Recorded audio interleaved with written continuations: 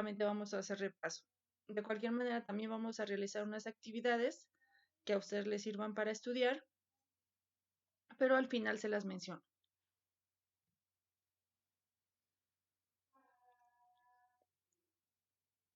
De acuerdo al concepto de química, nosotros sabemos que es la ciencia que se encarga del estudio de la materia, así como de los cambios que ésta experimenta.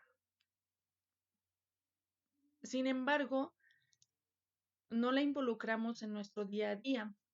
Podemos ver a la química como algo muy lejano, como que su campo de estudio, su objeto de estudio está en un laboratorio, por ejemplo. Sin embargo, la química está en nuestro día a día, está en nuestra casa, en la escuela, en cualquier lugar, como por ejemplo en la elaboración de alimentos, en los productos de aseo.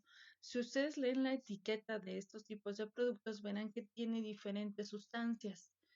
A esa fórmula que se llegó para realizar, por ejemplo, un limpiador de pisos, pues es una fórmula química en general. Por ejemplo, para la fabricación de medicamentos, necesariamente aplicamos los conocimientos de la química. Y no se diga en el metabolismo, que es todo el conjunto de reacciones que se realizan en nuestro organismo y en cualquier ser vivo, se incluye la química. Ese conjunto de reacciones hacen que los alimentos que ingerimos se transformen en energía. Entonces, todo eso también comprende el estudio de la química en sus diferentes ramas. Por ejemplo, en el estudio del metabolismo, pues es la bioquímica, por ejemplo. Ahora, ¿qué pasa con las cuestiones de sustancias tóxicas a las que siempre estamos expuestos? Por ejemplo, con el petróleo, cuando se llega a derramar, igualmente se vuelve tóxico para cierto lugar, para ciertas especies, si es que hay un derrame en el mar. Entonces la química pues interviene en todos estos aspectos y así también en el aspecto económico, porque su campo de estudio abarca también la producción de bienes y servicios. Les acabo de mencionar hace un momento el petróleo, que bueno, es un recurso no renovable que nosotros ocupamos para producir otros derivados que ocupamos en nuestro día a día. De esta manera podemos ver que la química pues está presente en nuestro día a día, en todos los utensilios que tenemos al alcance, desde nuestro libro, nuestra libreta, la tinta con la que están escritos.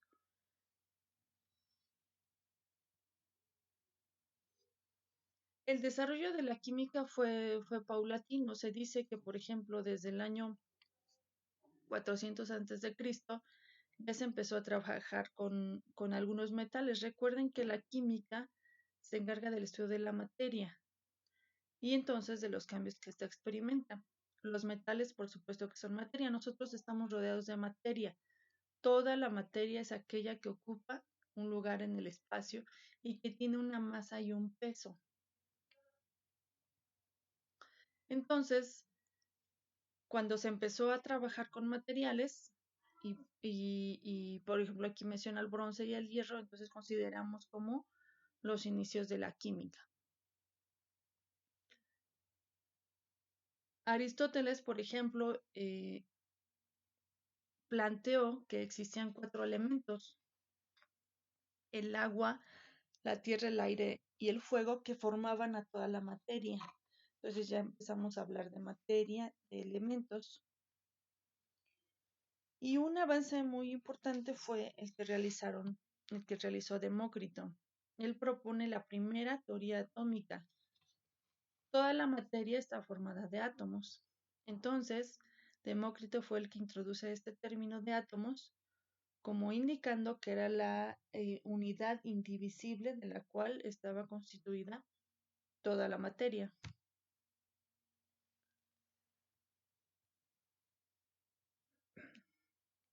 Durante el desarrollo entonces de esta ciencia se llevaron a cabo avances muy importantes.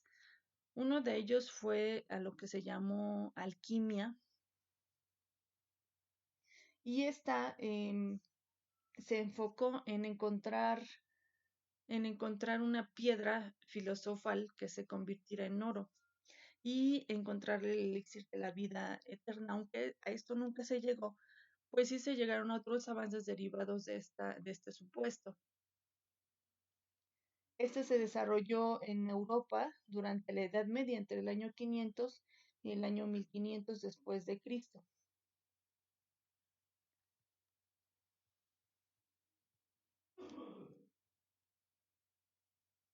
Posteriormente se llegó a otro concepto que es la iatroquímica y que trató de la química medicinal. Ya se realizaron más experimentos para encontrar medicamentos y se desarrolló, por ejemplo, la metalurgia.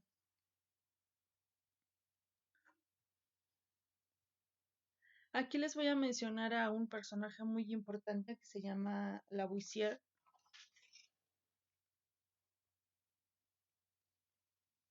Él fue un químico francés y también se le conoce como el padre de la química moderna.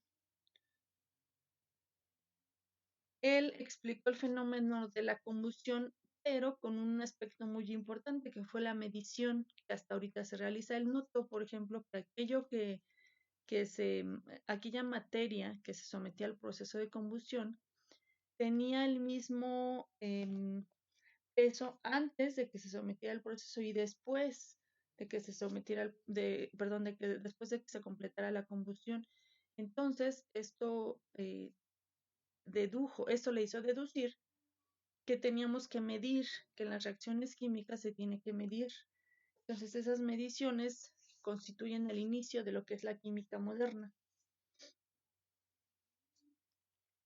De ahí en adelante se lograron muchos avances con respecto a los modelos atómicos. Recuerden que el concepto de átomo se introdujo desde la antigüedad por Demócrito, pero de ahí hacia acá ya no se avanzó en el tema. Entonces, posteriormente se plantearon diferentes modelos atómicos precisamente para el avance en este aspecto. Pero bueno, eso lo vamos a ver en el siguiente repaso, dado que este nada más es un tanto englobar los avances históricos de la química.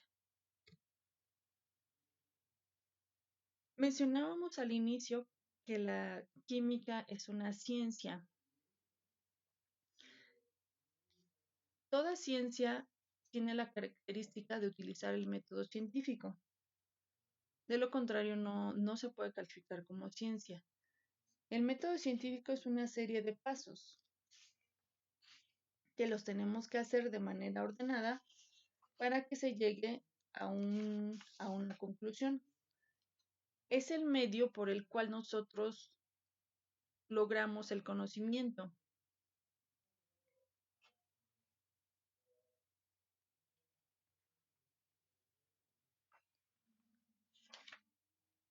Y este método científico lo hacemos desde que incluso nosotros estamos pequeños y lo hizo desde el hombre desde la antigüedad, solo que llegó un momento en que pues se conceptualizó y se, digamos, formalizó. Sobre todo la secuencia de los pasos y los pasos que tendría que llevar. Puede variar un poco de una ciencia a otra, pero en general estos son los pasos que se realizan. Siempre se empieza con la observación, que implica poner atención en un fenómeno o problema de estudio para conocerlo e investigarlo. De esta observación puede surgir el problema que se pretende resolver o la pregunta de investigación, que sería el paso siguiente, el planteamiento del problema. Aquí lo que se hace es delimitar, se establece con mayor precisión qué es lo que se requiere saber de ese fenómeno.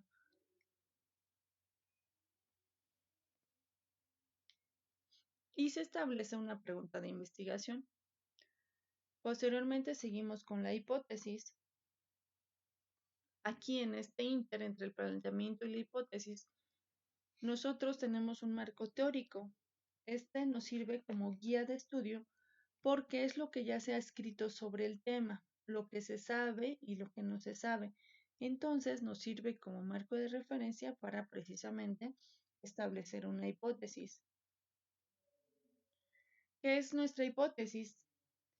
La hipótesis es un supuesto, y pueden ser varias, no solo una, pero las hipótesis son supuestos en tiempo presente que se pueden comprobar por algún método de investigación. Es la posible respuesta a nuestra pregunta que nos planteamos en el paso anterior.